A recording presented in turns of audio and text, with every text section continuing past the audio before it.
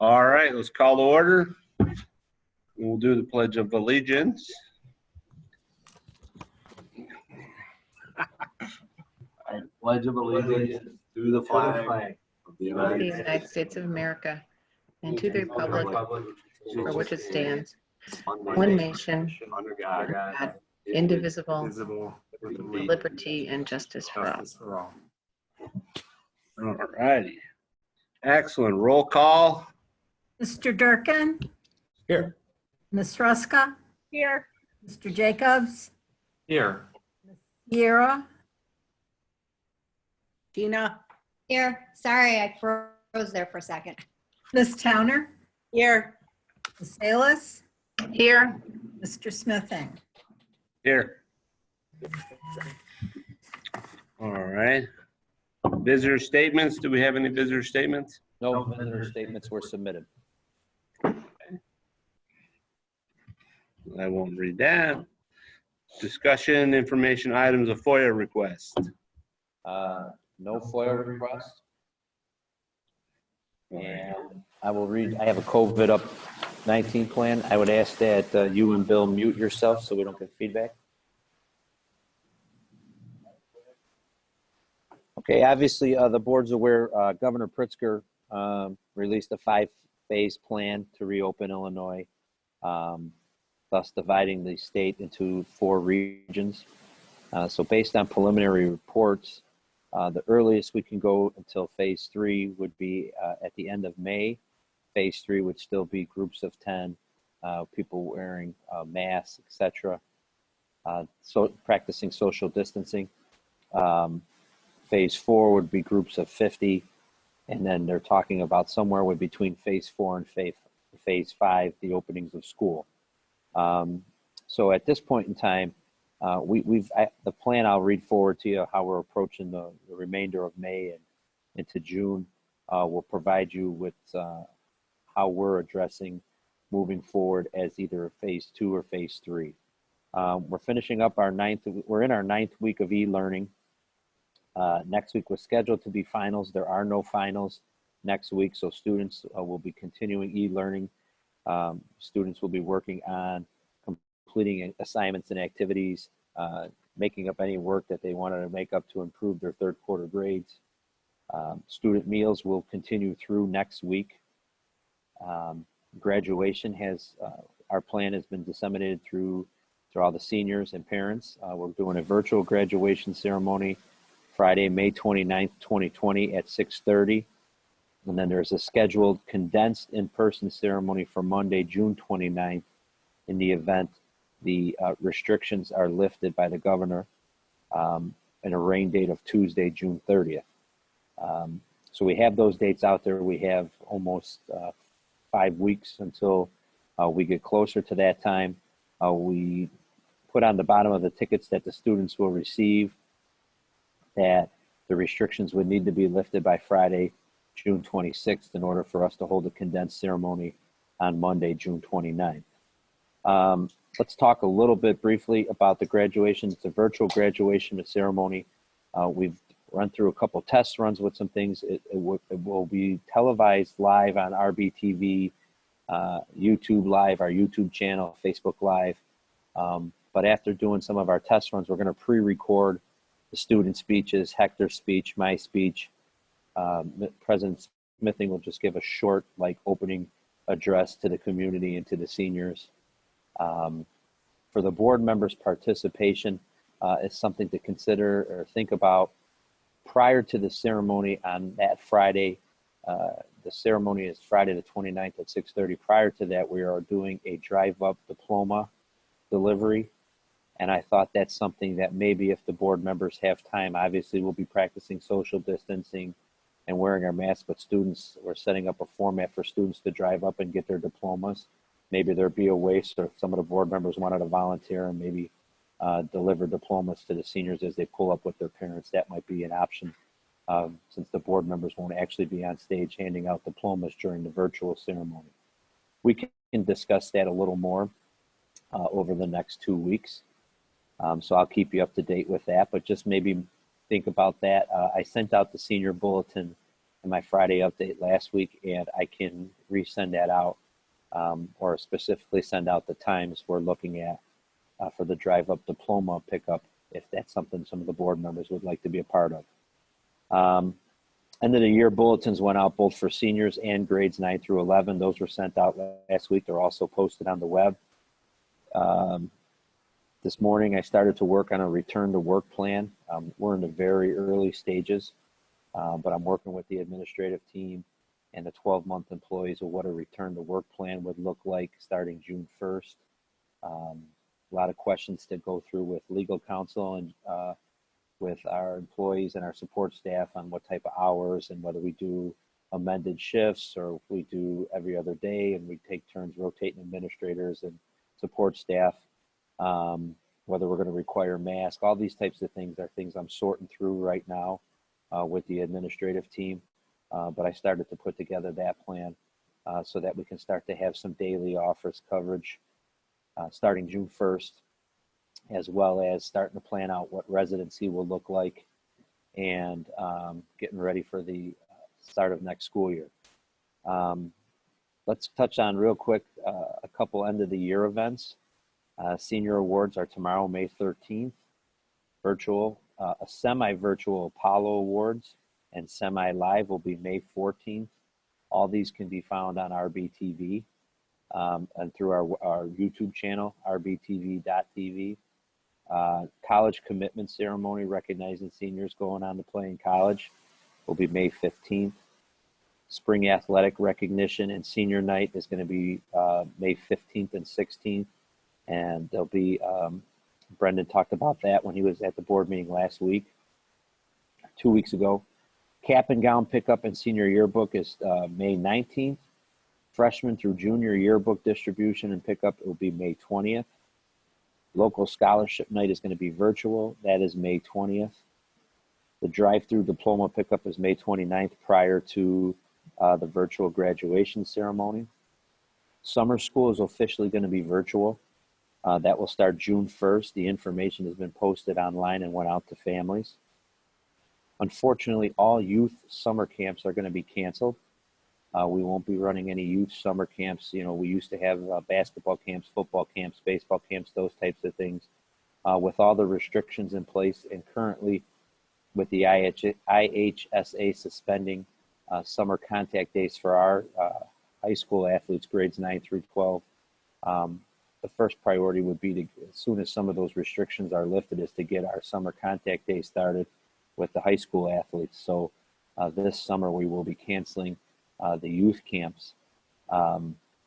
Kristen and I have been in contact with the 3 local communities, Brookfield, Riverside, and North Riverside, because their summer camps would use our pools.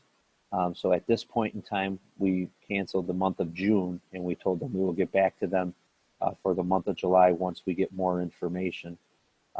It's not, there was an article released today, or a statement released by the CDC today in regards to swimming pools and the spreading of the COVID virus through the pools, and that with proper treatment of the pools, that shouldn't be an issue. However, the statement also referenced that the toughness of social distancing at public pools and large pool events, and the use of locker rooms and restrooms and things like that. So those are some of the things we still need to work through with Joel and his staff and with the administration to see if it's truly safe in order to open up the building for those youth camps. Now, I know those are our taxpayers and our communities that support us tremendously, and that's a big part of their day camp offering. So we're trying to communicate with them regularly. Kristen is handling that, and we'll be in touch with them. But for right now, the month of June, we're going to cancel that. All summer rentals for the month of June have been canceled as well. And so we had one large basketball tournament scheduled.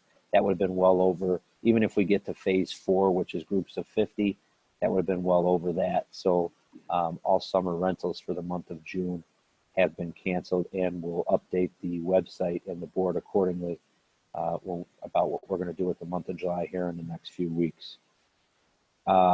Residency, we're looking at a couple different options. Residency was set to start July 18th. We're looking to see if we can do some of that online. We're looking to see if there's a way for maybe returning sophomores, juniors, or seniors. If there were no issues with their residency in the past, that maybe we can allow them to just submit PDF bills.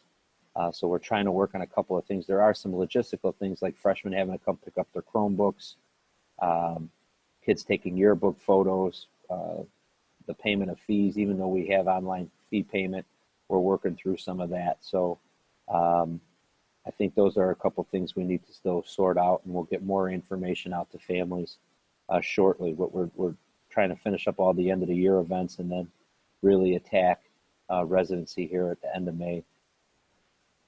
In regards to the start of school, I sent an article out to the Board of Education. I mean, at this point in time, there's been no direction from the State Board of Education, the governor, or anybody. The State Board of Education, as referenced in that article, is in the Sun-Times. It's been a similar approach in all the conference calls and webinars I've been attending with the State Superintendent Association and local Superintendent Association, kind of having three plans. So obviously we're putting together three different plans. Plan A would be business as usual. A plan B would be some type of reduced enrollment, whether we would do that A through L or A through L one day, M through Z another day. And then the third plan would obviously be we start the school year off still remote learning. So more information to follow on that as more guidance and direction is provided. I would anticipate there'll be some news on that, hopefully mid to late July. You know, that they're going to have to make decisions soon because a lot of the local high schools, we start the second week of August. August 13th is when teachers report. August 17th is the first day for students. And so we would like to have some time to make our decisions accordingly. So we've been echoing that through the superintendents on our webinars and conference calls.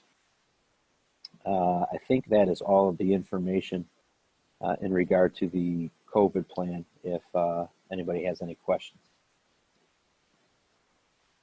That was a lot, and I apologize for that, but I'm just trying to keep you up in the loop. So I have a question, and you might not be able to answer it. So on returning to school in fall, there's many permutations, I understand that. Will individual school districts be able to have a little bit of leeway to be creative or decide what might fit them? I think the direction will be, they will give us guidelines, or I would say a box to fit in, and whether that's a reduced enrollment or business as usual, but maybe no athletics, or maybe business as usual, but some additional social distancing requirements. And then we'll be able to have some local control over that, but the ultimate decision will probably start with the state. What does a reduced enrollment look like? You got half the kids are Monday, Wednesday, Friday, Tuesday, Thursday, or?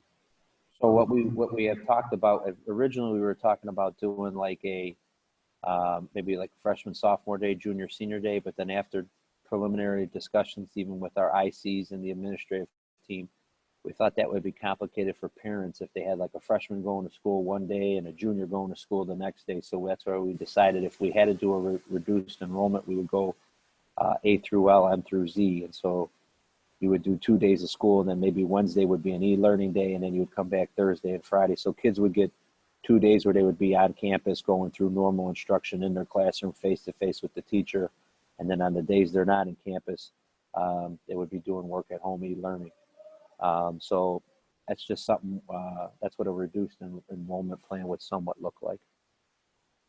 Deanna, you have a question? Yeah, I wanted to, and if you're going to give this update, or maybe Dr. Freitas will, I wanted to hear how e-learning is going, and maybe premature for this discussion, but lessons learned from the students, from the administration, from the teachers, what's worked, what hasn't worked, how we might do things differently should we find ourselves in this situation next year. So we have talked that if we are back doing remote learning, we've talked about putting a little more structure. If we start the school year back in remote learning, or if at any time next year we go on, I mean, the whole idea of our e-learning plan was to handle those emergency days when you have bad weather or a snow day, a building emergency. This remote learning plan of doing it for 9 weeks straight has taken it to another level. So we have learned some things, and Miss Lindquist, Miss Augustine, Hector, they're on, so I will let them chime in. But we have talked with the instructional coaches about putting a little more structure to it so that next year, if we do remote learning for a long period of time, that students would be required to, and teachers would be required to have some actual FaceTimes, almost like a traditional schedule, whether we did 3 periods a day or, every other day, so that kids had a dedicated time where they could log in and actually receive an in-person or face-to-face lesson with the teacher. But I will let the building administrators chime in. I just wanted to share, as I did, good evening, everybody, in the last board meeting. Right now our engagement level is about 85%. So we have baseline data, and from here, right, we will work forward. Is 85 good? Great. We could always improve. Right? I always want to be as close to 100% as possible. So we definitely, have a lot of room to grow in, more phone calls to make, more connections to make socially. But I think we've began well. Also, we've put, our teachers have always had, autonomy, right, to teach and to plan, and we trust in those professionals. And as some teachers have done Zoom lessons, some people have been interacting, through Schoology. So as we look to move forward, and as we've spoken as a team, maybe we would require Zoom classes to be more often, because I know there are many students and parents that have reached out to me that miss that connection and would want to see, they want their students to have a schedule, right? To go to class every day, because that's what normal feels like, right? You have a schedule, whether it's in person or whether it's virtually. So we're definitely, I could see us moving forward in having a schedule where each student, will be attending a Zoom class. We want to see more of that because parents are asking for it and students are asking for that. We're working with our instructional coaches to see what's working, and what's not. So this is a collaborative decision that we're making. I have Beth and Kylie, outstanding team members that are really helping us, move forward. But, I'm really proud to say, and I've already mentioned this, our plan was approved in the fall. So we are, as I told everyone, we are trailblazers in e-learning. Doesn't mean we can't improve, but I think we really have all the pieces. We have the support from the board, the guidance of the district office, and then the great team to make it happen. So we're definitely on our way. There's a lot of positives, but there's also a lot of room to grow. And I think this summer planning and in the fall, we should be able to, move forward. Ina, do you have something to say? Yeah, I was just going to ask, are there still students out there that you have not heard from at all over the entire 9 weeks that we've been remote?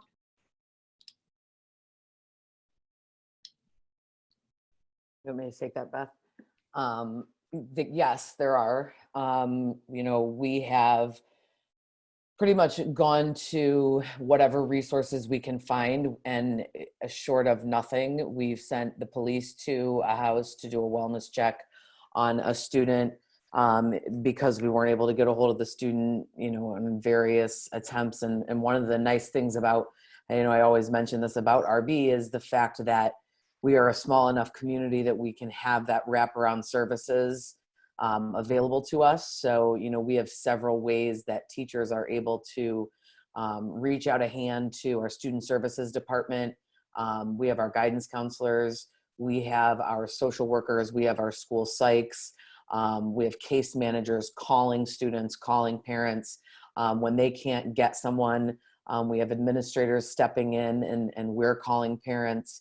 We've given resources to the staff to allow them to call parents in a way that makes the call show up as if it's from Riverside Brookfield High School, as if they were calling in the building.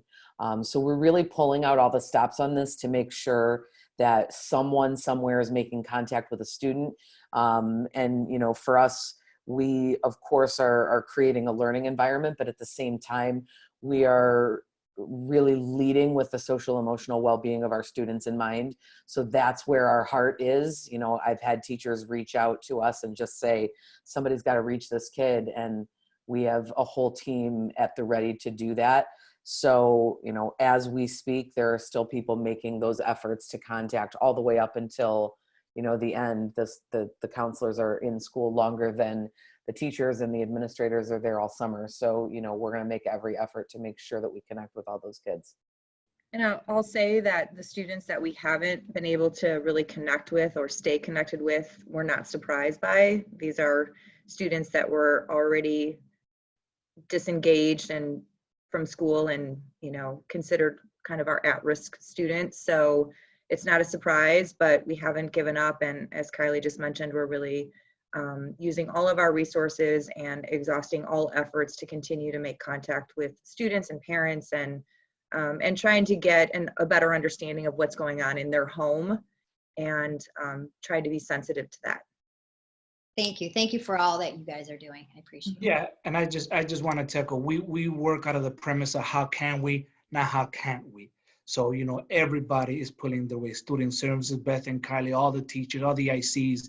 And then I want to send a special thanks to all of our law enforcement partners in the community, you know, who are doing those well-being checks. You know, I'm so proud of all the law enforcement agencies that work with District 208 and our high school. Laura, you had a question? Sorry, I wanted to unmute. I had three. I'll ask them quickly. Maybe you can address them. So the first one, are they not using Zoom meetings where they're face-to-face, actually interacting with each other? That was one. The second question was, when we say we have 85% engagement, that means 15%. What does that 15% mean? That they're not at all doing schoolwork? And my third question, assessment. How are we going to assess, and what kind of learning, and did we grow the same way this entire quarter? Where's that going to show up?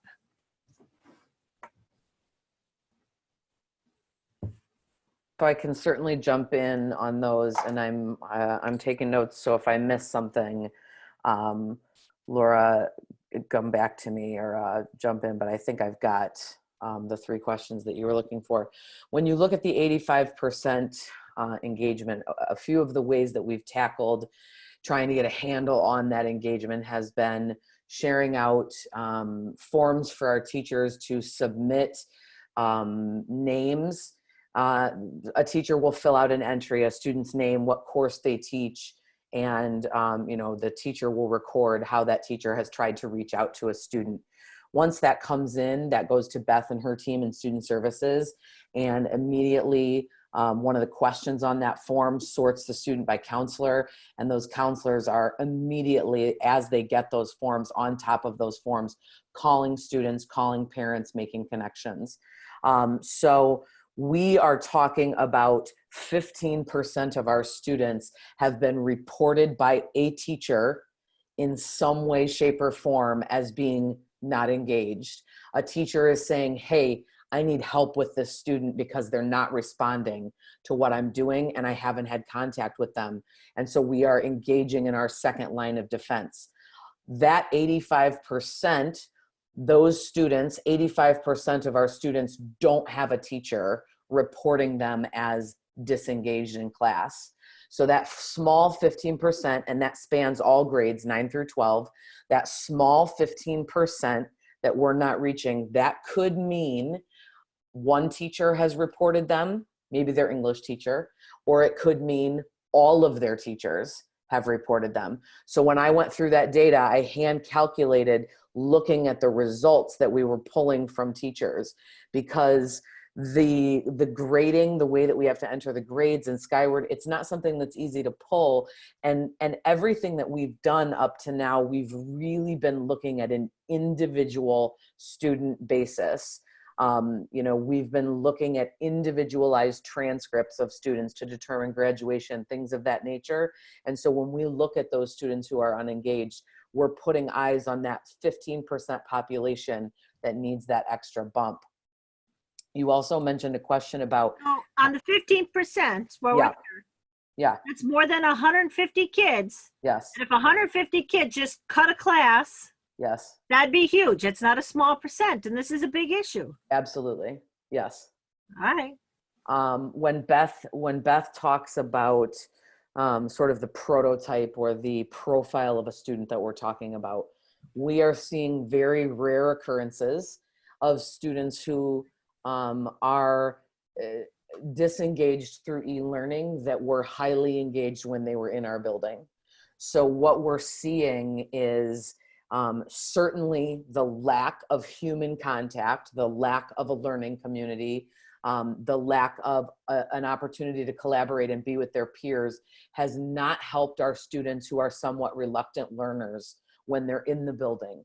We're not seeing, we maybe seen it in a case or two, but we're not seeing a large percentage of students who, when they go on e-learning, they become better at doing school, so to speak. This is a very new experience for them. We also know, we know how many families are impacted by this, right? We know that list because we pay attention to that, but we don't know what families don't report to us also. So the one thing that we ask our teachers to keep in mind, and I think our student services team has been excellent about keeping in mind, is we have no idea what that 15%, we don't know what the 100% is dealing with, but if we're talking about the 15%, we don't know what they're dealing with. We have students who have gone to work because their parents have lost jobs, you know, that are really deeply impacted. And Beth will tell you that the social emotional needs of our students are not getting smaller because of this pandemic. They're being exacerbated by the anxiety that students are feeling. So there are a lot of factors that play into that 15%. And to one of your other points, Laura, that is going to impact how we grow. It's certainly, there's simply no way around it. I think you're going to see that across the state. I think you're going to see that across the nation, because for some of our students, even the ones who have been doing the assignments, who have been, you know, sort of staying up, staying engaged, our students have been without face-to-face teacher contact for an entire quarter now of their school year. And there is simply nothing that can replace face-to-face teacher contact. And if we ever second guessed it before, we certainly know now that there is nothing that replaces it. The idea of learning is predicated on a relationship that a student builds with learning because of the relationship they have with their teacher. So we are going to have gaps, and what I'm really proud of our team for is that the instructional coaches are already leading discussions in their department about how we can move forward. But before we're even able to move forward, how is it when we receive students, in whatever way we receive students, we don't know what that's going to look like, but when we receive students in the fall, how are we going to know what they know so that we can move them to where they need to be? There are going to be gaps, and we're going to have to close them. I scheduled a meeting today with the interventionists, the literacy coaches, the math, algebra, infused academic support, my CAP coordinator, my instructional coaches for math and English, because we have to start talking about how are we going to mobilize our resources in the fall to address those gaps so that we can keep our students growing on trend, Laura, because that's what we want. But at this point, it's early in a way to be able to know what that's going to look like until we get back to a way that we're really able to get a hold of what this 9 weeks it will be of outside instruction virtually has done to our students. And that's the learning gap that the entire country is going to be dealing with, and we're talking about it at the state level, superintendent level, is there's going to need to be some reassessment of what needs to be recovered when we do return back to in-person instruction next year. And that's from kindergarten through 12th grade. Nobody was prepared to do remote learning for 9 weeks. Ramona has her hand up. Yep, Ramona.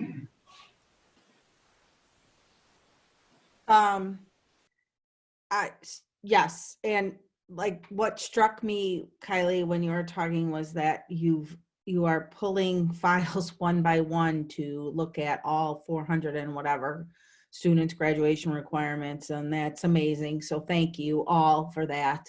I want to just remind everyone that learning looks different than school, right? At this point, we're talking, I think that learning is one thing and school is another.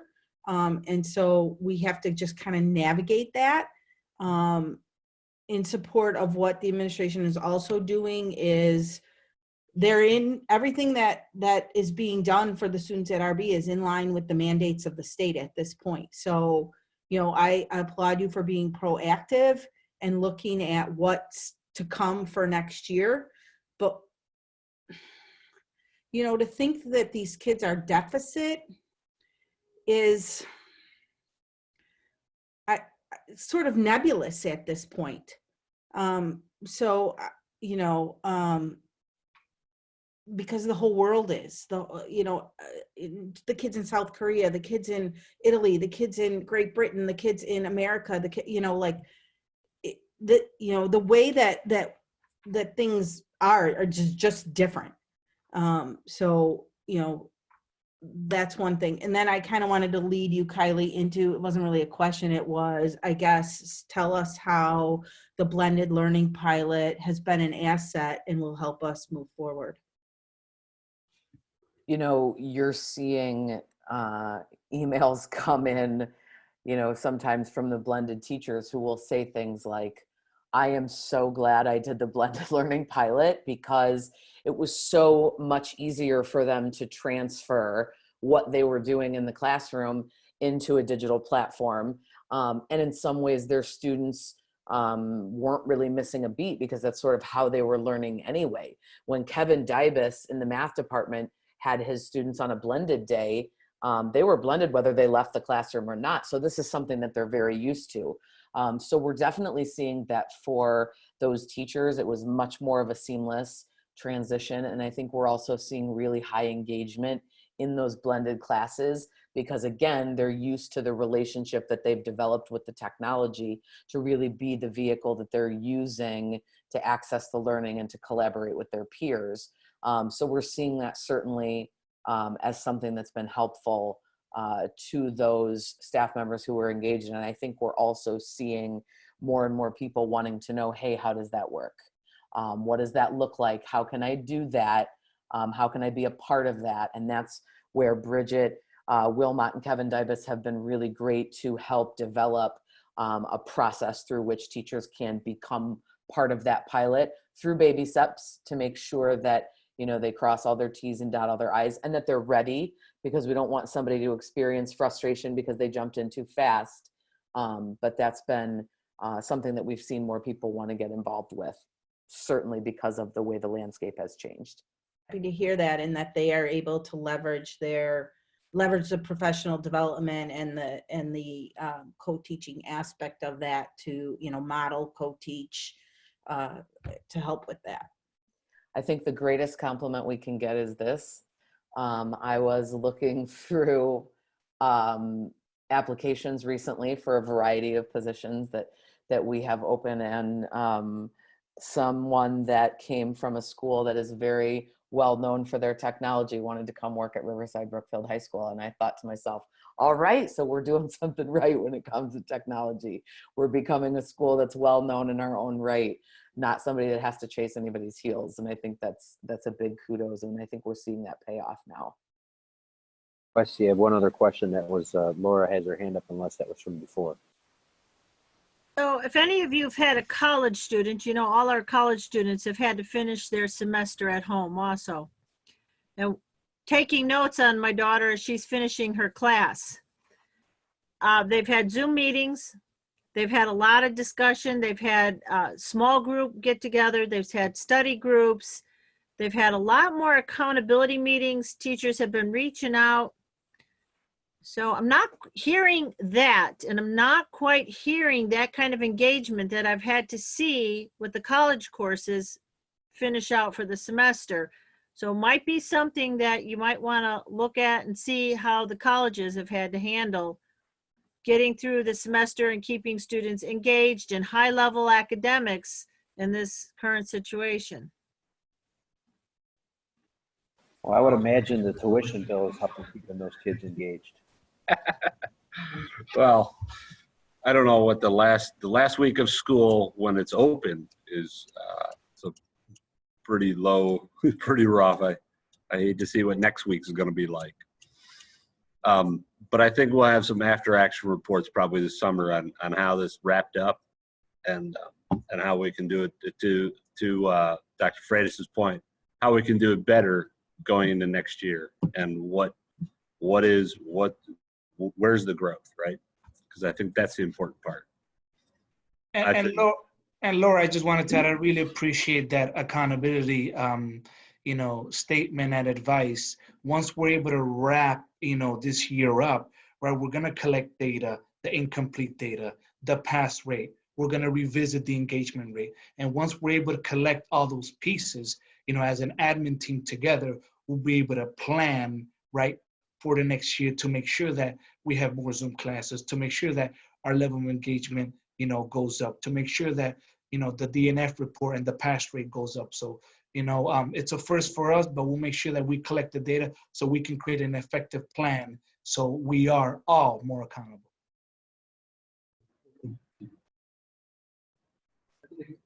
Go ahead, Bill.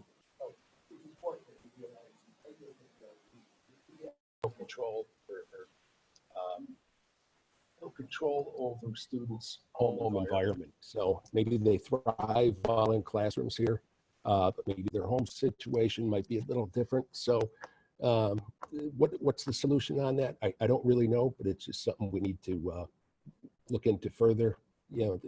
Stuff like that. There's a lot of situations that are out of our control.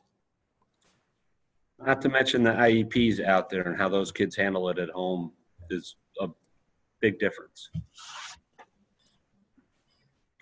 Any other discussion? I just wanted to Dana? jump in. I just wanted to say, I agree with what Laura is saying. I have a student at RB, and there's 2 classes that he regularly Zooms with his teachers, and he's excited about those. There is a higher level of engagement in the other classes. There's not that same level of engagement. And I do think that actually being able to see your teacher and have that exchange does a lot. Like that social interaction, I think, is really important. So, maybe kids would be more inclined if they knew that they had to check in, if there was like a system. Just food for thought for if we're in this situation in the fall, which hopefully we won't be. That's what we're talking about. So that's a great point.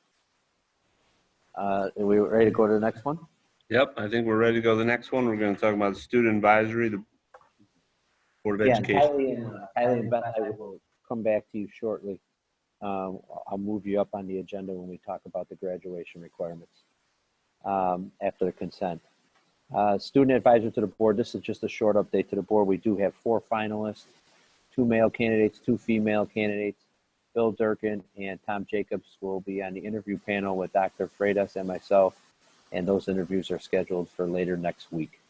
And then the plan is still to bring a student the finalist to the board, hopefully at the May COW.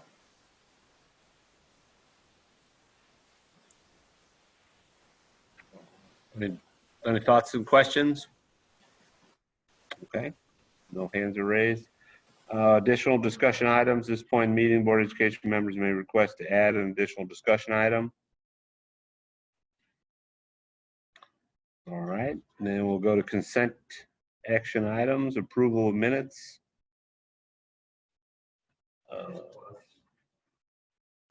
Regular meeting April 14th, regular meeting closed session April 14th, committee of the whole special meeting April 28th, and committee of the whole closed session 28th. Do we have any discussion on that?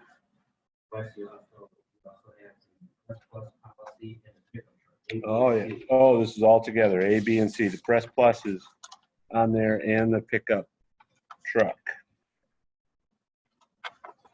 Stand corrected.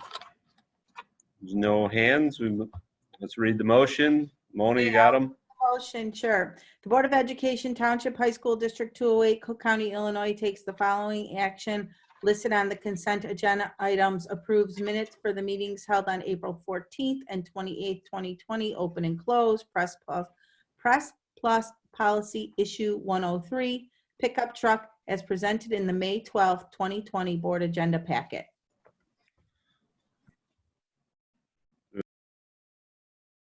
Second. Second, oh, quick. All right. Mary Ann? Mr. Durkin, Yes. Ms. Ruska, Yes. Mr. Jacobs, Yes. Ms. Sierra, Yes. Ms. Towner, Yes. Ms. Salas, Yes. Mr. Smithing. Yes.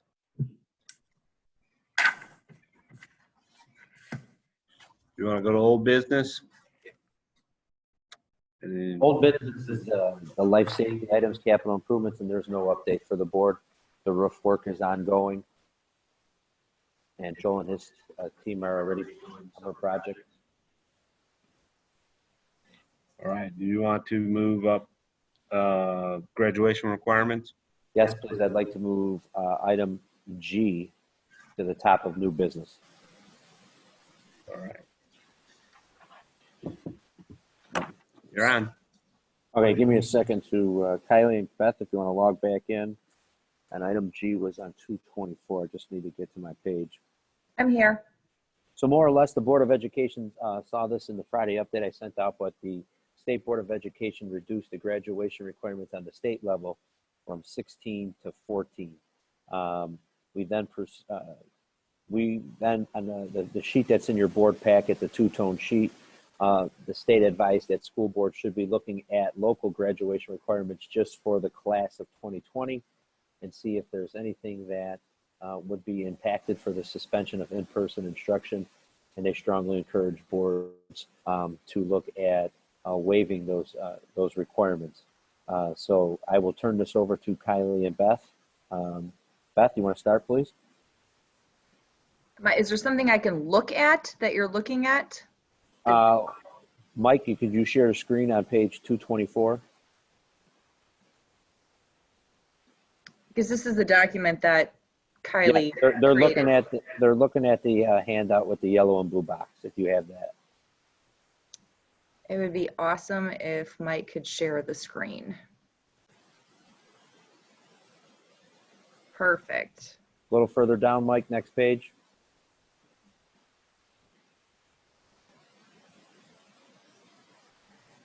So there's just the verbiage from ISB at the top, how we are going to make changes for the class of 2020. You can see that the ISB has reduced graduation requirements in English, math, and social studies. And if you look at the total credit requirement, they've reduced the number from 16 to 14. And then in addition to that, they have exempted class of 2020 students from PE, health, consumer ed, and government. So obviously all of these requirements are no longer required for our current seniors. But in addition to that, we are hoping that the board will look at some other requirements. And this is based off of a webinar that Kylie and Hector and I attended a couple of weeks ago when this was presented to us and saying also look at your local graduation requirements.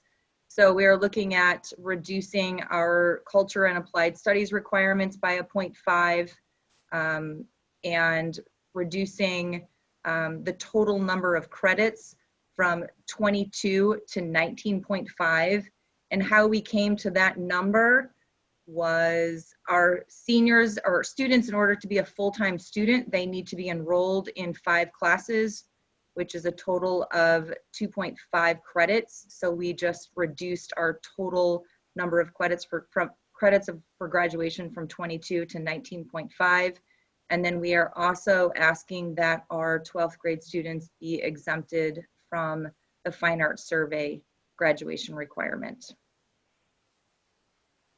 And Beth, these would be for students that are enrolled in these classes. The second Currently, yes, currently.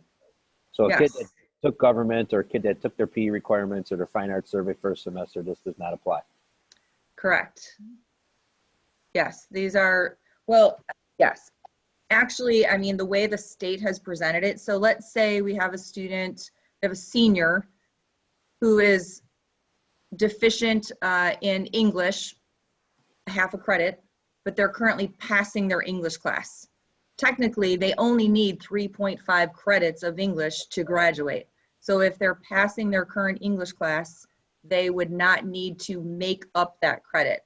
I think the state is trying to help students graduate, kind of close this chapter and move on. They're making it as easy and as accessible to graduate as possible. And that's what we're trying to do as well for our current seniors. Okay, and so what we're asking for the board tonight, we put the resolution in there. This is not something that could be, Mike, you got to go, you don't have to go to the resolution. Mike, you could leave it on that page. But the resolution more or less will just give the superintendent or designee authority to review senior transcripts and make modifications in regards to local graduation requirements as discussed at tonight's meeting. And then we would put a notation on transcripts. That's something, language that we can work through at a administrative meeting, that our graduation requirements were changed due to not having in-person instruction and based on the recommendation from ISB.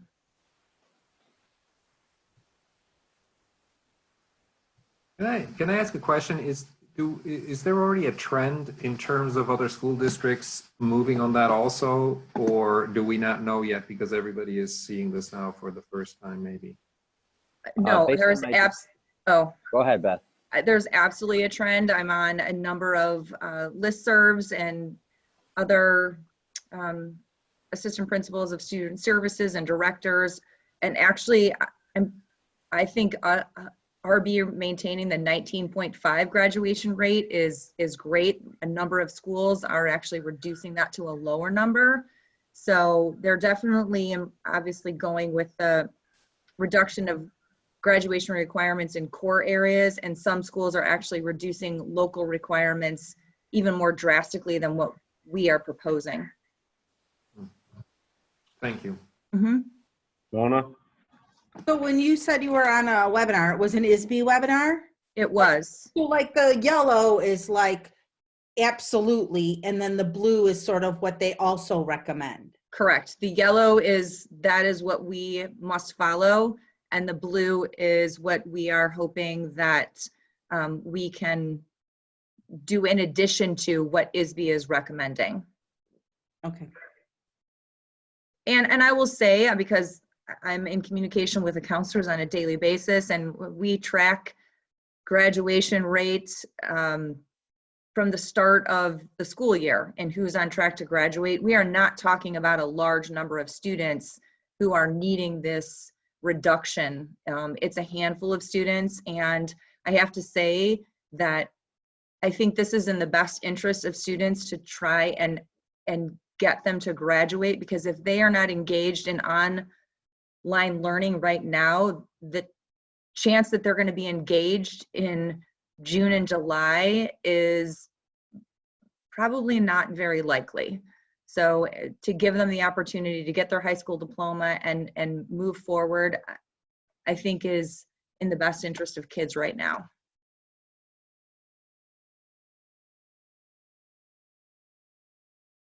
If there's no other questions on this, before we read the resolution, this did open up the door for us that, Beth, I think you wanted to touch on a few things. I think this will impact the future of RB going forward in regards to class rank. And then I thought there was one other area. Or is it just class rank? Class rank. Yeah, I think this is definitely an opportunity to start the conversation about eliminating class rank at RB. This is my 15th year here, and class rank has been a topic of conversation for about as long as I've been at RB. I'm not sure how we would begin to rank our students after this year, especially since our students that completed, or I should say, we're not giving incompletes to seniors. The grading system is very different for fourth quarter and what second semester is going to look like.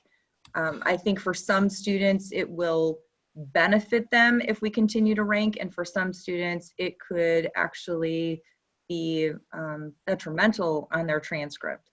So I think it's a larger conversation, but I do think for our current seniors, we're going to have to look at class rank being their 7th semester GPA and rank on their transcript, because I don't know how we would begin to rank them for their 8th semester of their senior year. And we don't have to make that decision tonight, but I know you've pulled this before. A lot of our local high schools, or several high schools throughout the states, including several top performing high schools in the states, have already eliminated class rank, correct? Yeah, we are absolutely one of the last high schools in our area that continues to rank. When you look at College Board's application, the Common Application, that's one of the questions, do you rank? And if you don't, do you have students in quartile, deciles, or do you not rank at all? It's not helping students in the long run. In some ways, it actually hurt their opportunity for college admission. And I think our students, given what's happening right now, and especially our current juniors who don't have the opportunity to go on college visits and actually visit campuses, I think the college admission process is going to be very scary for them right now, and what that's going to look like and what their opportunities are going to look like. So I think we want to eliminate as many barriers as possible for them so that they have as much access as any other student in any other high school for opportunities for college admission. Hey, Beth, so one question, excuse me, boss, if you were gonna talk, I'm sorry, excuse me. So those schools that have eliminated class rural idea. I'm sorry, you broke up there. I didn't hear the question. Yeah, excuse me, no, that was my internet. So Beth, I know many local schools have eliminated class rank, and so what are they using now to recognize their students' achievement? Did you share a little more? I mean, students are still receiving a GPA, and like I said, they're ranking students maybe at like quartile or a decile. They're still grouping students. Some schools are not ranking at all. So I still think that there could be an opportunity to recognize students that have done well academically, sort of maybe an honor certificate. You set a GPA, you set the bar of what a student needs to reach so that they're recognized, whether it's at graduation or senior awards. We would have to talk through all of that. But the idea of, ranking students is, it's just not a common practice in the area high schools that are around us. Hector, you had brought up before about the possibility of like a magna cum laude, summa cum laude. Could you repeat that, boss? I'm sorry, excuse me. You had brought up the recommendation in the past about moving to a magna cum laude or summa cum laude. I did. So in a quarter academic recognition, I was fortunately at one of my previous schools to help usher that, where you recognize students who met a certain GPA, right? Right. Magna cum laude could be 4.0, summa cum laude 4.0 and above. Magna cum laude could be 3.5 to 3.9, and cum laude could be the 3.0. So students get that academic recognition. You actually recognize more students, but more importantly, you actually align that practice to higher education. Because, for us that we went to college, right, that you achieved well academically, you were grouped, right, in the quartile, and you received your honor on your diploma. So I think that's a possibility. Again, it's just an idea, and we're just talking about it today, and we've mentioned briefly before, but, we have to involve many people, involve many stakeholders. But that's a possibility for us to begin exploring and possibly implement it if there's enough support in the future. I think Laura had her hand up. The other conversation it brings up, if you look at the state only requiring 16 graduation credits, that's another conversation we're going to have about opening up some options for our students, allowing early graduation or allowing them to take classes at the junior colleges. So this also lets us know that we have a lot of leeway there too. Absolutely. I figured that would be a comment from you, Laura. I know that's been something you've been asking for, and it didn't get much traction in the past, but, you know, altering our curriculum so that not necessarily lowering credits, but maybe lowering some of these, and you know, these requirements that are specific to RB so that it gives kids more flexibility to take dual credit and achieve elective credits or in other areas. So that's something that the Curriculum Council can continue to visit. Kylie, are you still on the call? Yes. We did not have, traditionally in May, we'll get new course proposals for the Curriculum Council. Is that something that will be coming forward? Yes. And then we should probably just, again, always have this on our radar or something to discuss. Okay. And we could, and Beth, we can add to that Curriculum Council agenda then the whole class rank. Because at some point, if we're going to move away from class rank, we should make sure we're communicating that. And then you, Hector, and Kylie have your plan. You could pitch to the Curriculum Council, and then we could bring it to the whole board. Maybe that's something we could start working on over the summer. Sounds good. I think Ramona had a thought. I just wanted to say, you know, encourage Beth and Kylie and Hector to look into this, right? Like, now is the time to make some changes in education, right? Like, if you're following the blogs and the Twitter sphere and all the things that are out there, right?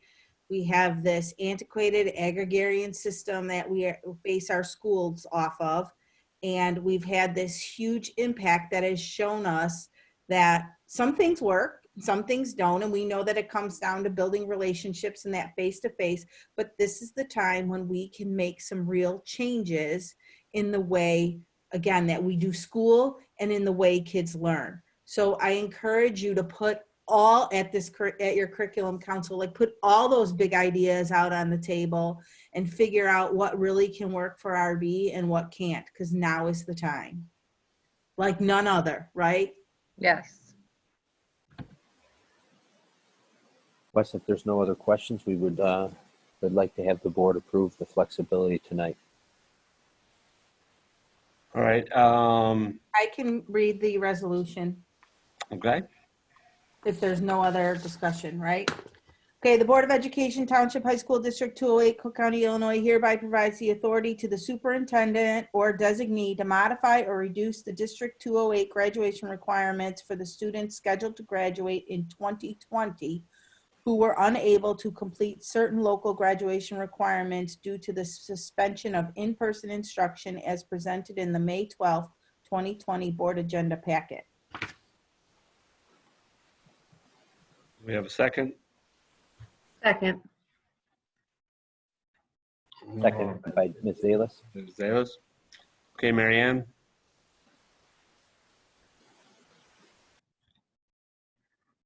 Actually, I think this would be an all in favor. That's great. All in favor of, do we raise our hands? No.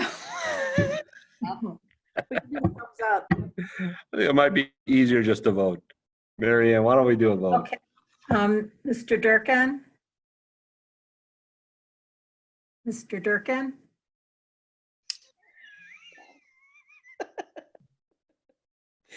Unmuted, yes. Ms. Ruska? Yes. Mr. Jacobs? Yes. Ms. Sierra? Yes. Ms. Towner? Yes. Ms. Salas? Yes. Mr. Smithing? Yes. Kylie, Beth, thank you. Have a great evening. Thank you. You as well. Bye, all. Bye-bye. Thank Bye-bye. you. Thank you, guys. So we'll go to payment of bills. There were some questions submitted, so I'd like to turn this over to Kristen. The first question was on electricity and gas bills compared to what we paid at this time last year compared to this year. And this is covered in a few different What page? I'm sorry. It's covered in a few different pages. So some of the pages are 84, 85, 104. The electricity and gas bills are kind of spread out throughout the bills. So the question was how do the costs compare to this time last year? So this year, for the past month or so, we paid about $6,700 for electricity, whereas last year we paid $31,484. So that's an approximate savings of $24,750 for not running the building at full capacity for the last month or so. For natural gas, we had a savings of $1,000, as this month we spent $5,200, and last year at this time we spent $6,224. The next question was on special education tuition, which is also covered throughout the bills. We will still be paying tuition for special education students, as they are providing services for our students remotely, just like we are. So there's no COVID-19 impact for this. Board book page 83, BSN sports, there was a question about lacrosse helmets. We had an increase of students throughout open gyms. Participation numbers doubled from what it was last year, so we did need more helmets. And we were 2 weeks into the season when COVID-19 hit, so we had already purchased the helmets prior to the start of the season, knowing that we would have these increased numbers. Board book page 89, 4-point. The Delight electric screen is a projector screen for the Rbtv lab, which includes installation. Board book page 107, there were 2 questions submitted for the treasurer's office expenses. The first expense of $3,894 is a cost, mostly this cost is associated with keeping the AT&T one line, which is needed to run our old software, as well as a router. A small portion of that fee, was about $700, was for asking them to create and run a report in our old software system that we needed. The $79,074 is our portion of dues and fees for being a part of the township treasurer. This includes all operating costs such as salaries, computer maintenance, supplies, utilities, etc. It also includes the new software, which is more expensive than the previous software. And during this time, we're actually still keeping both softwares to help in the transition in case districts need to look things up in DCR, which is our old software. So we'll have that software for 1 more year. Lastly, this year we incurred a one-time change fee in banking software and procedures that was included in that $79,000. All of this was budgeted for. We knew this number going into this fiscal year. We'll actually come in slightly under budget overall for the township treasurer, and then I do anticipate this cost lowering next year and returning somewhat to what we normally see, but we're awaiting the final number from the township treasurer. Board book page 115, selective insurance. This is for flood insurance. We are required to have flood insurance. The building is partially in a flood zone, and so the insurers require us to purchase separate coverage from the National Flood Insurance Program. Board book page 117, there were 2 questions submitted on water music purchase for $13,696. This purchase is for 4 Clarinovas, which are upright pianos. Additionally, there was a question about the music department requesting a drum. They didn't want a drum, they wanted a marimba, which we also purchased, but you won't see that until the June bills hit, as we're waiting for that final invoice.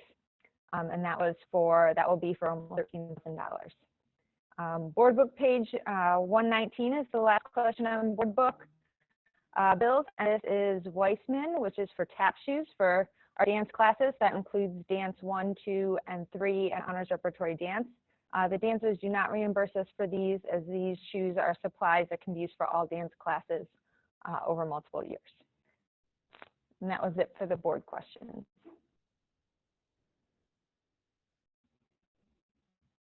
Any other questions? Deanna? I think you're on mute. I I apologize. I'm so sorry. On the township treasurer fee, so we're spending $80,000 a year. Just sometime as we look at the budget for next year, can we look at a 5-year trend of what we are spending with the treasurer's office? I understand about the software transition. I just think this is one of these administrative bureaucracies that we're forced to deal with. Would like to know all in what it costs us.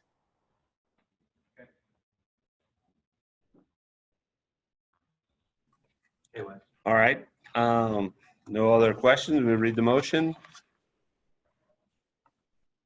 Sure.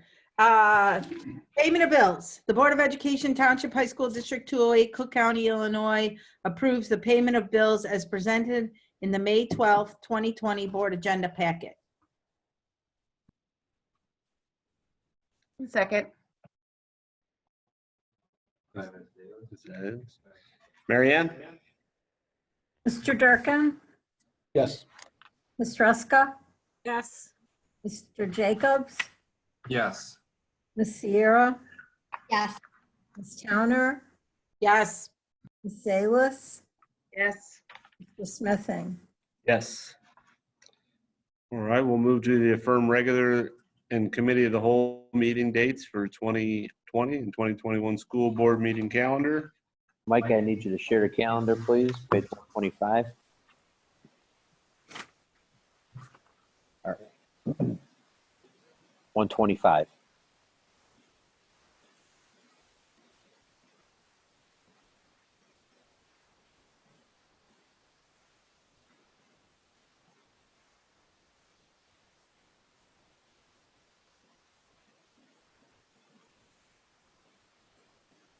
And so annually, the Board of Education has to approve items B and C on the agenda here. So setting our regular scheduled meetings. Mike, if you can scroll down a little bit.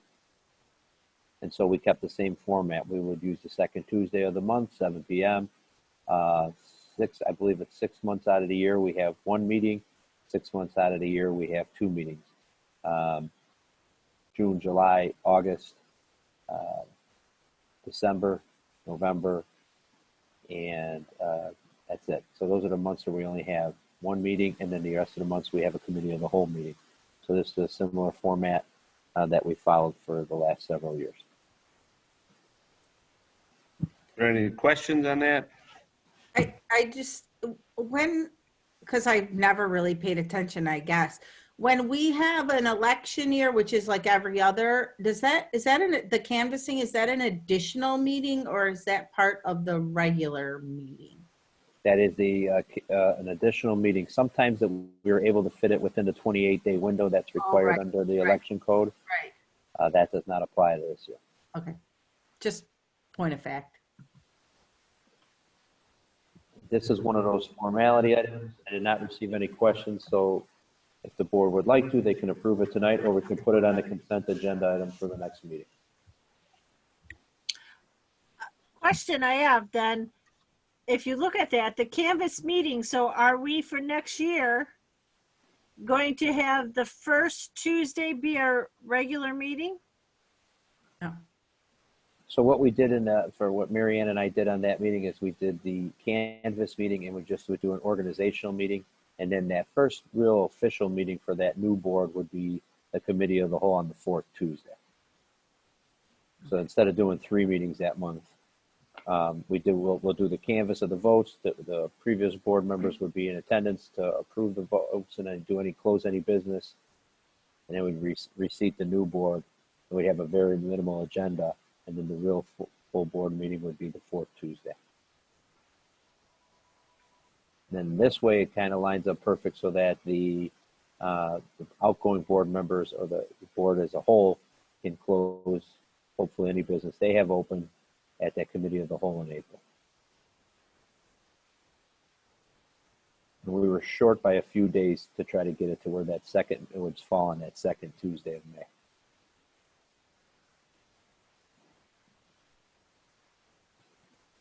Any thoughts? All right, Mona, you want to just read the motion? Sure. The Board of Education Township High School District 208, Cook County, Illinois hereby affirms the regular and committee of the whole meeting dates for the 2020-2021 school board calendar as presented in the May 12th, 2020 board agenda packet. Second. Second. Second by Tom Jacobs. Mary Ann, you want to do the vote? Just easier. Ms. Sierra, Yes. Ms. Towner, Ms. Towner, Yes, sorry. Ms. Salas, Yes. Mr. Durkin, Yes. Ms. Ruska, Yes. Mr. Jacobs, Yes. Mr. Smithing. Yes. Okay, the next agenda item, Mike, if you could scroll down, is the board authorizations. Again, this is an annual formality, authorization of signatories for the impressed account and financial reports, authorization of the signatories for the board, in addition to the president and secretary, designation of the district newspapers, and designation of the district depository. And we did check with legal counsel to see if this is something we could do every 2 years when we do the canvas meeting. But she recommended for now just to do it, since we've been doing it annually, to do it annually. And if we need to adjust our policy, we can. Is there any questions or thoughts on this? All right. Want to Okay. read the motion? Sure. The Board of Education Township High School District 208, Cook County, Illinois hereby affirms the following. Authorizes the Assistant Superintendent and the Superintendent as signatories for impressed account and financial reports. Authorizes the Vice President as a signatory for the board in addition to the President and Secretary. Designates the Riverside Brookfield Landmark newspaper and the Suburban Life newspaper as the newspapers of record for District 208. Designates the First American Bank, Riverside, Illinois, as the depository of record for District 208 as presented in the May 12th, 2020 board agenda packet. We have a second. Second. All right. Ms. Sierra and Mary Ann, you want to do the vote?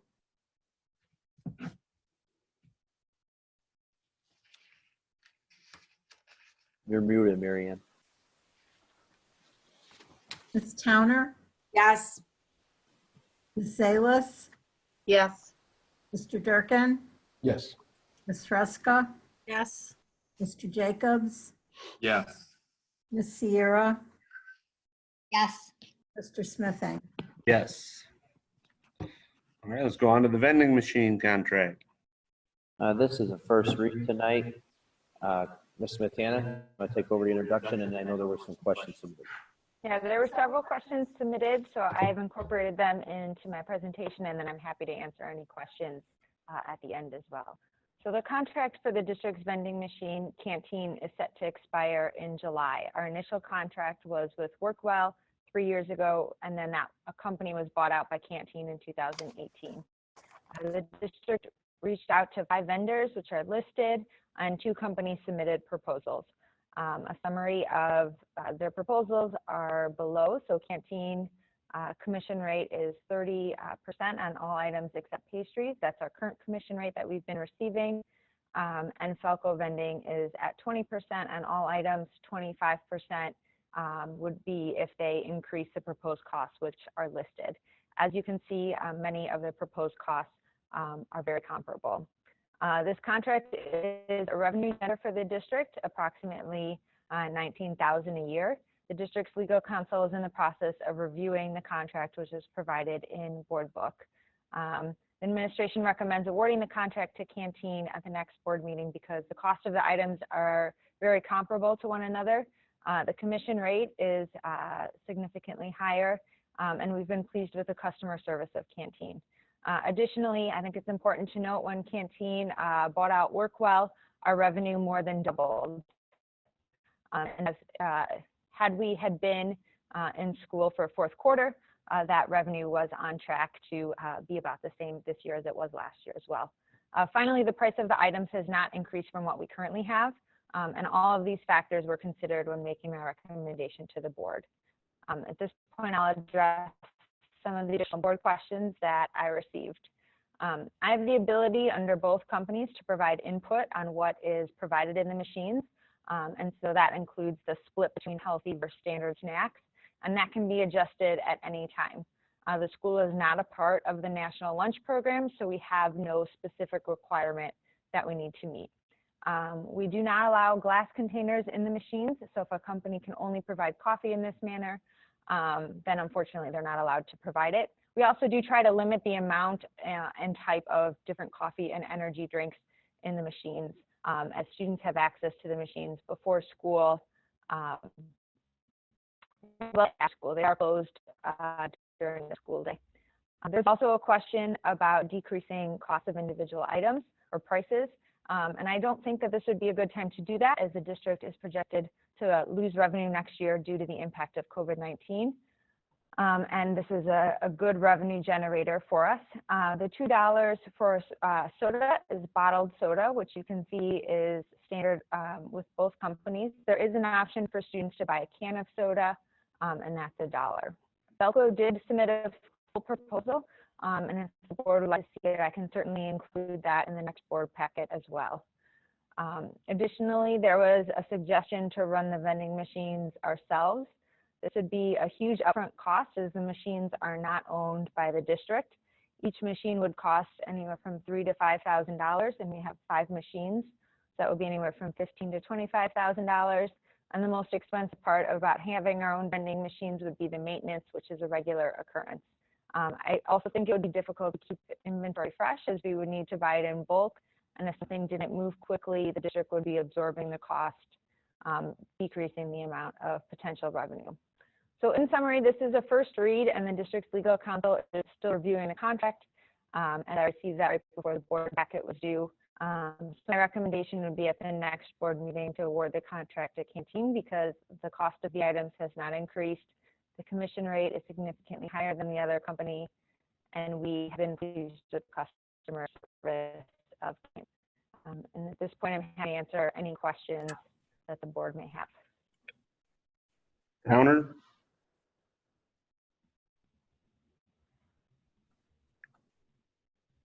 Sorry.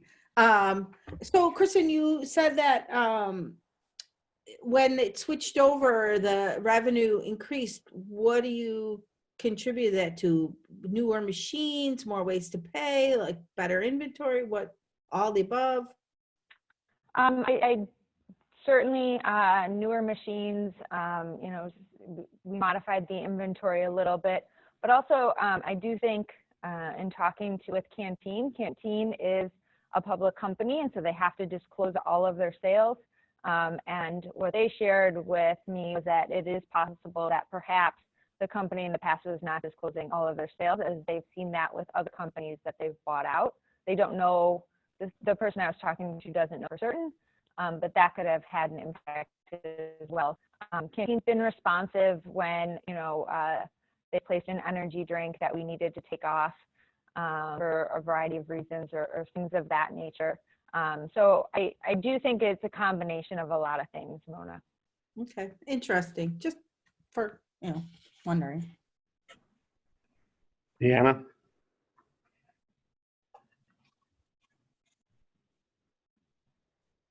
So I think actually you addressed most of my questions. I just want to make sure that we're thinking big picture about wellness offerings versus sugary energy drink offerings, and it sounds like that you are doing it. So is there any room to negotiate on the commission with either of these vendors? Because really the big difference I'm seeing is on, you know, water for $1, which seems like that would be a an incentive for people to buy water versus soda.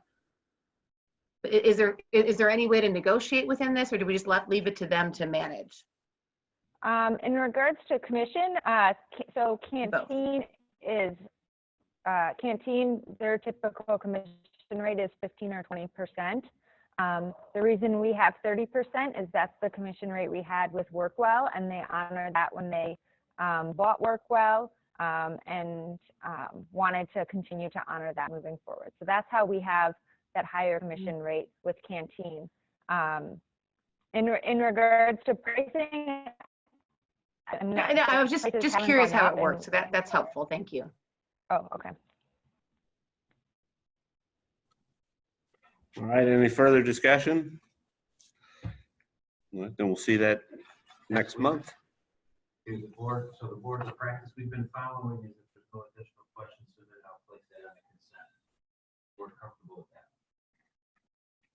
So we'll place that on the consent agenda unless I receive questions. unless we receive questions. Yeah, I think we're good with that. Transfer interest from debt service to educational fund. Kristen, Annually, the district transfers the interest earned in the debt service fund to the educational fund, as the educational fund is where a lot of our expenses come from, and often has the biggest need for additional resources. The amount of interest earned this year is $77,585.16 in the debt service fund, and that's the amount we're looking to transfer. Is there any questions? All right. Kristen, is this something you need passed tonight so that you could address the finances? It would certainly be helpful so we can get the journal entry process before the year end, as the township treasurer is working remotely too, and so that process is taking a little longer. All right, Board, well, any objections to approve tonight? I don't see any objections. Anyone have any objections to reading the motion? And all right, let's go. Let's read the motion. I'm sorry.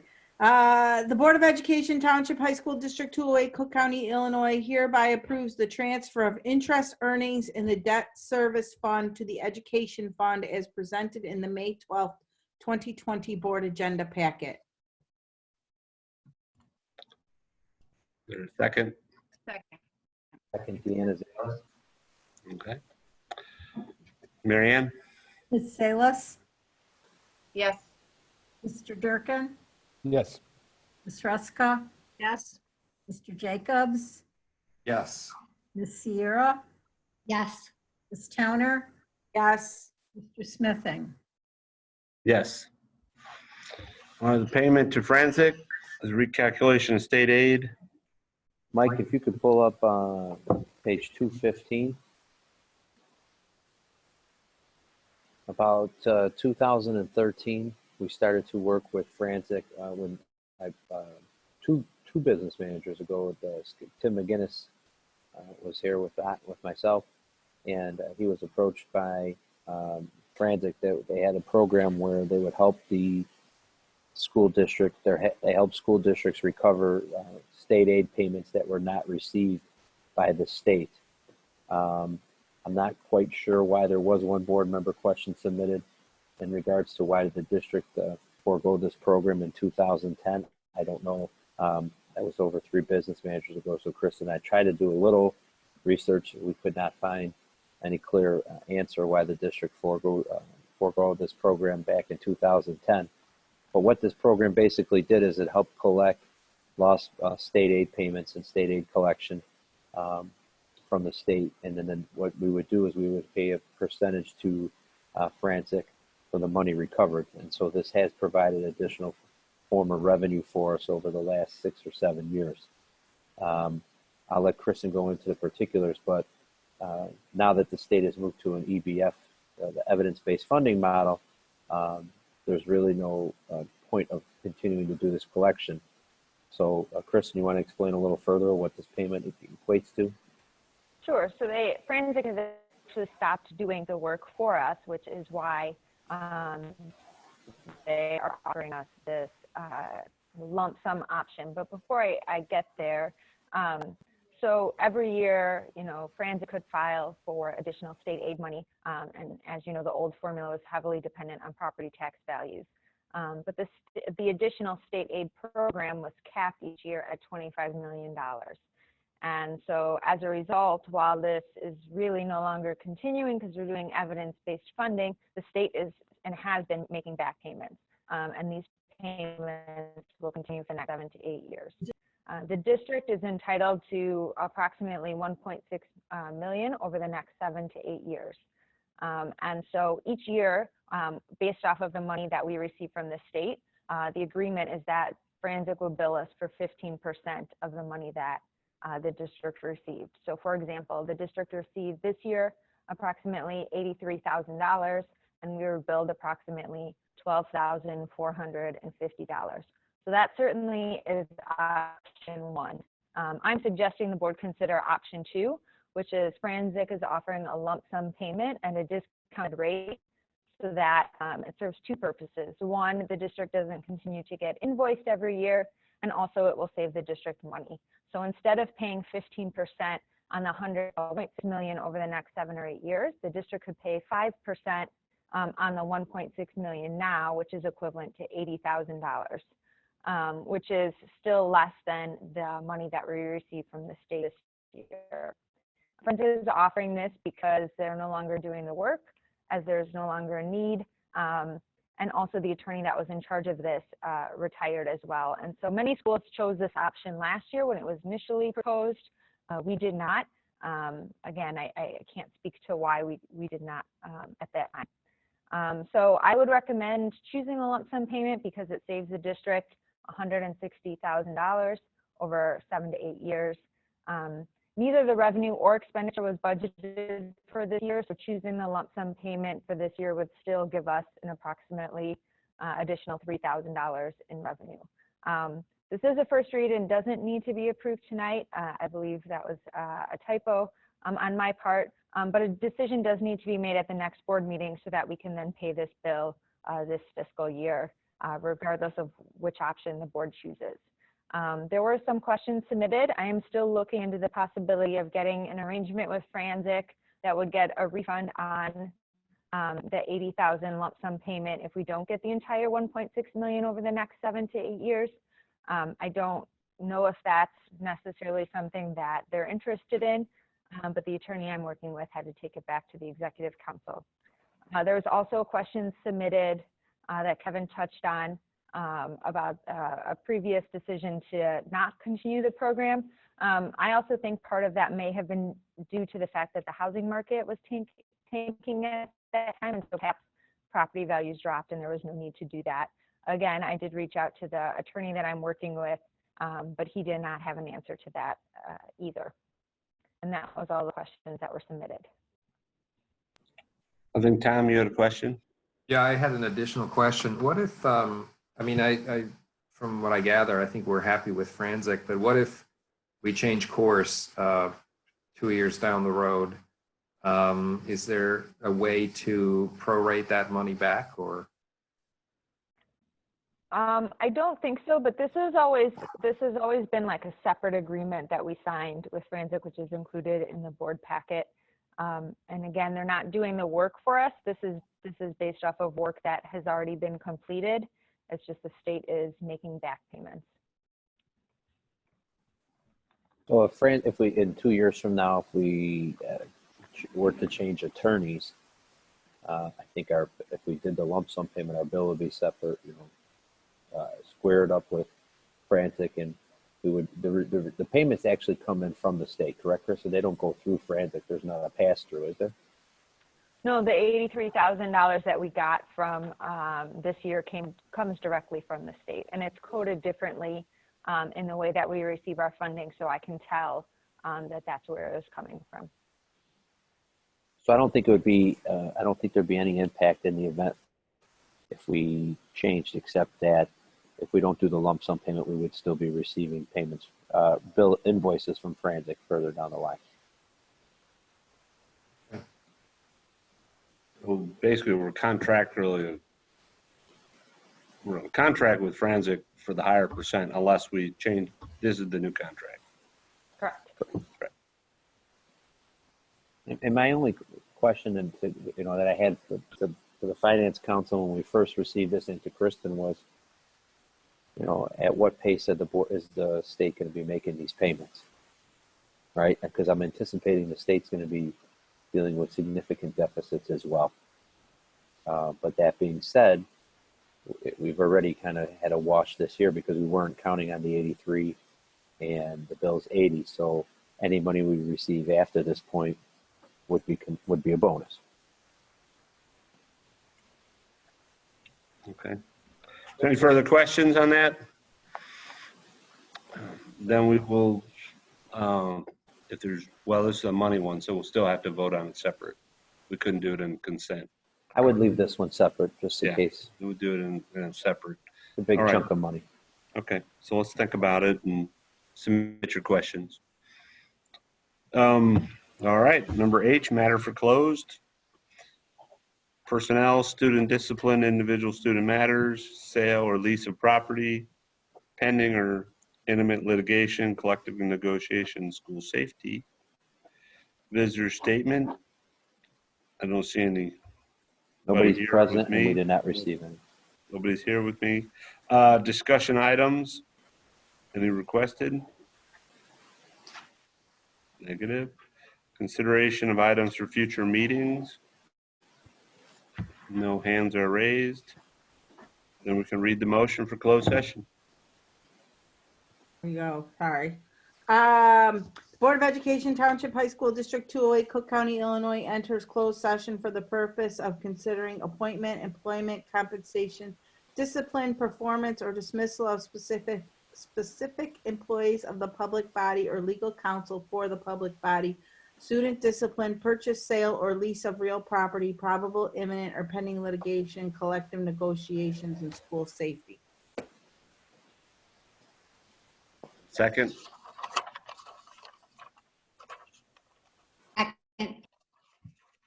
Thank you, Gina. And then Mary Ann, we can vote. Mr. Durkin, Yes. Ms. Ruska, Yes. Mr. Jacobs, Yes. Ms. Sierra, Yes. Ms. Towner, Yes. Ms. Salas, Yes. Mr. Smithing. Yes. All right, meeting's adjourned. Mike, you could stop the live.